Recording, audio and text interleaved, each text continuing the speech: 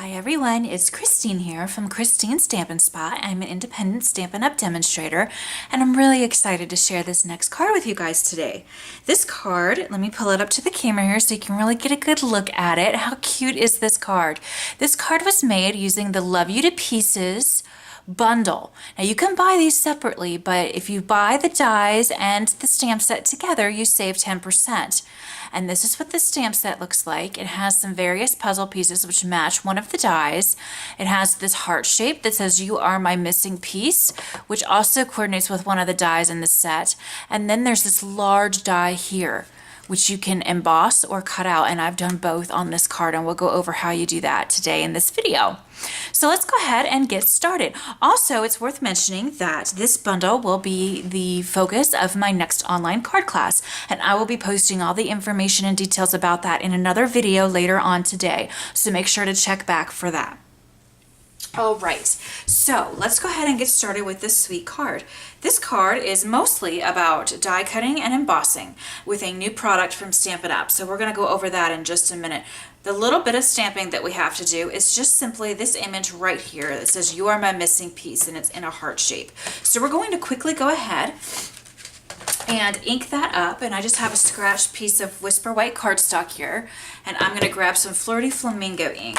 My colors today are Flirty Flamingo and Crumb Cake, which I think is a beautiful combination. So I'm just going to get this little image inked up, and then I'm just going to stamp it right down on my Whisper White cardstock. Super easy. We're not doing complicated stamping today at all, just keeping it very simple. So this is what it looks like. Isn't that pretty? And of course you could just have that on your piece somewhere if you like. You don't have to use the coordinating dies with this stamp set if you don't want to. Today I'm going to do that though. So what I would do next is I would take this piece right here from our die set, and you just simply line it up around your image here. I use my magnetic plate to make it stay in place, and then cutting plate, paper and die, cutting plate, run it through the Big Shot. And it's going to come out looking like this. These sweet little puzzle pieces that come together to say "You are my missing piece." So it comes together like so, in a sweet little heart shape. Okay, and we'll mess around with that a little bit more as we get a little further along with the card. The next thing that we want to do is we want to create our embossed background here with the Crumb Cake cardstock. I went ahead and measured this die, and it's 3.5 by 3.5. So all you would have to do this embossing is cut a piece of whatever color cardstock you're using, in my case the Crumb Cake, to a little tiny bit bigger than this size. And now here's the sandwich that you're going to need to emboss this instead of cutting it out. You take your Big Shot platform. You will then take a cutting plate, just a normal cutting plate. Mine are kind of wonky. I have a new set. I just need to open it up, but you get the idea. You take your cutting plate. Alrighty, and then you take your die, you take your piece of paper, in my case again it's the Crumb Cake, you take, this comes in a set now, the next two pieces, they come in this set called Big Shot Embossing Mats. You get this blue one, you get a thicker gray one, and you get this white piece here in this set, and it's very cost effective, it's not very expensive at all. You put the blue mat on top, and your die, by the way, is cutting side up. And then you put your blue mat, and then you put this white piece that came with the blue mat, and then you run it through your Big Shot machine just like that, and you come out with this. Isn't that awesome? Now, of course, like I said, you can also cut this out normally, and I've cut a few pieces of it out, you know, to pop on the finished card, and that would just be a normal pass through your Big Shot. However you do your normal cutting is how you would go ahead and do that.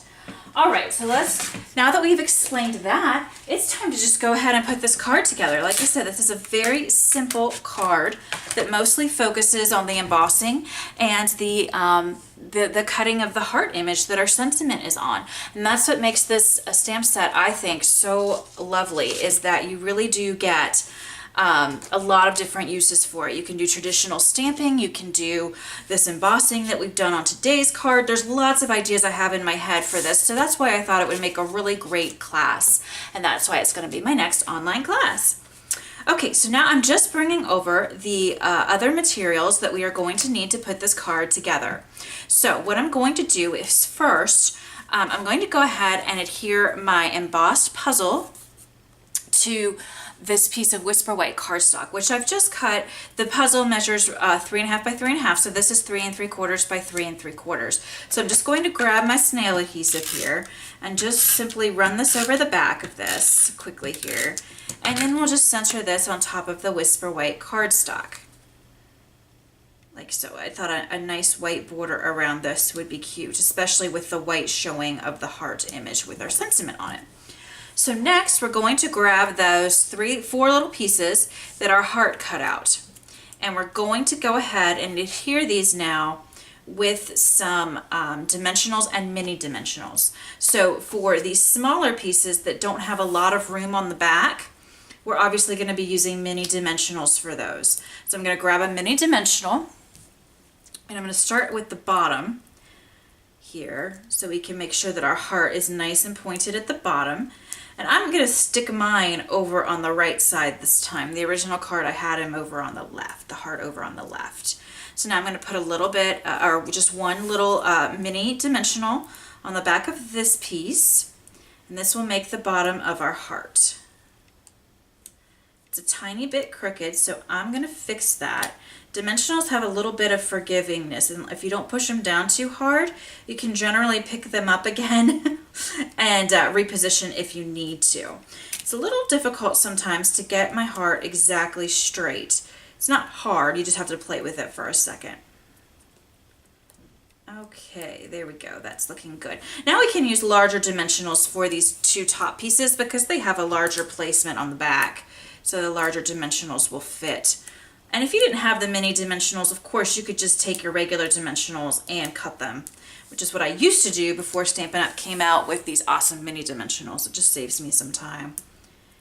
Okay, so now we have this in place. And I've left a little bit of room around the little puzzle pieces, but it clearly says you are my missing piece. And I love that. Oh, so cute. So as I mentioned, this die here, we used it to emboss, but then I also ran it through my Big Shot just on the regular cutting method with some Flirty Flamingo, and I just saved out 3 little pieces here.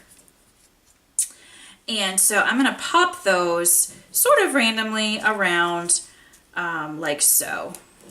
We're just going to go like this, just to give the idea that there's a little color and pop to this fun little scene that we're creating. So I'm also going to use dimensionals for this as well. And I should be able to use the regular size dimensionals on all of these puzzle pieces. But I think you can see, you could probably get the idea as I'm going along here, how many different ideas you can get in your head for how to use this stamp set and the coordinating dies. I just absolutely think that the possibilities are endless. And I really hope you guys will sign up for this class. I think you'll really, really love it. I've already designed the class. I just have to do a little video on it quickly, which I will do this afternoon. So that will be up later today if you want information on the class. Okay, so there is our little panel here. So now we can set this aside for just a moment, and we're going to go ahead and bring over the remaining items that are needed to finish this card. Again, this is a super simple card, guys, so nothing tricky or difficult here at all. We're going to take this piece of dotted crumb cake designer series paper, which comes from the neutrals pack. Each color family has a set that you can purchase of designer series paper that's just basic dots and lines, and just really pretty. They add touches of color to your projects. I definitely recommend them. You get a lot of different designs in the package, and you get every color in every family. Like, I think 4 sheets of each color with 2 different designs on each sheet, something like that. You get quite a bit for your buck there, which I always appreciate. And they just add a little bit to your project. I'm going to next take some Whisper White baker's twine here, and I'm going to turn this over, and I'm going to go ahead and put some adhesive on the top and bottom of this Flirty Flamingo cardstock. This Flirty Flamingo cardstock, by the way, was cut at 5 1/4 by 4, and then this piece of Crumb Cake Designer Series paper was cut at 2 by 5 1/4. So now I've just gone ahead here and stuck some adhesive on the back, and I am now just going to sort of wind my baker's twine. You guys have seen me do this in videos before. I really like this look. So I'm just winding this along the back here, and this is so thin that it's not going to affect the stickiness of your cardstock to your card base. It's going to be just fine. So now we just need to trim off this excess here. All right, and I'll go ahead and wind the rest of this back up. I love how you get so much of the baker's twine on a roll. It really will last you a long time. Okay, so now I'm just going to add a little bit more adhesive to the back of this Flirty Flamingo. No, I'm not, because I'm out. I won't take time on the video to add more adhesive. It should be fine for purposes of the teaching on the video. All right. So now I'm just going to add this right here. I just did it a little backwards from the original card just to change it up a little bit for fun. I'm going to grab some dimensionals here and add them to the back of our puzzle panel. And then we will almost be done. There'll just be one final step here. So let me go ahead and peel the backings off here of our dimensionals. And then we just simply stick this down to our card front. And then for a finishing touch, I just added a few of our basic jewel pearls. I just thought that that added a really pretty touch. So we'll just add a couple on this card as well. So I'll just stick one here, a little one here, oops, a little one here, if I can get my finger to stick it. I think I lost the sticky on that one on my finger somewhere. I'm trying to do this too quickly. And we'll put one up here. And we'll put one here as well on the little, there we go. Okay, so there we have it. There is our simple little puzzle card here, which I think is so super cute. I am fighting with my pearls here. Let me try one more time. Okay, there we go. All right, there's our little card, guys, and isn't that super fun and cute? I just love it. It's such a simple card design. No big deal, easy to put together, but I think that the results are really sweet. So I hope that you enjoyed this, and make sure to check back later today for the video on the online card class I'll be doing with this set. Thank you guys so much for stopping by, and I'll catch you in the next video. Thanks, bye-bye.